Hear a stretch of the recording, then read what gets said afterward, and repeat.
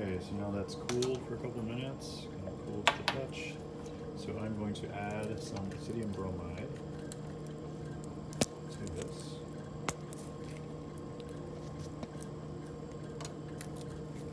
And I'm going to add 5 microliters using my P20 pipette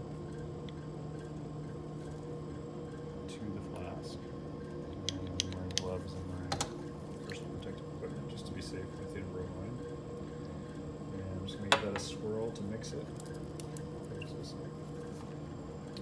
And now this is my casting tray. This can vary depending on manufacturer, but in this particular casting tray it just has these little rubber gaskets here. Let's see if I can do this one.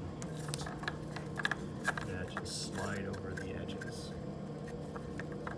You can see it's grooved to fit around this. I'll reveal this again now.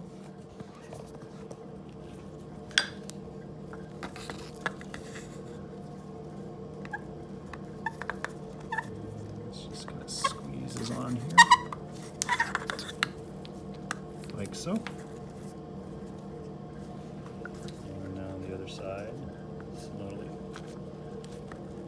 squeezes on. There we go.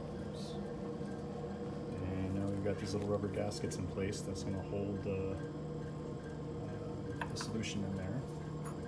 And so now we can just pour this solution into here and try to be careful not to get bubbles.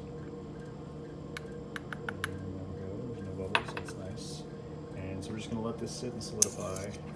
But first we're going to add a cone. A lot of these cones have 2 sides, and this is just vary depending on how much sample you want to add, how many samples you have. So you'll notice that maybe you can notice that the width of these cones is a little bit smaller, but there are more on this side. These are a little bit larger, but there are fewer on this side. So with my application today, I'm going to have a couple extra wells, where I don't mind them being smaller.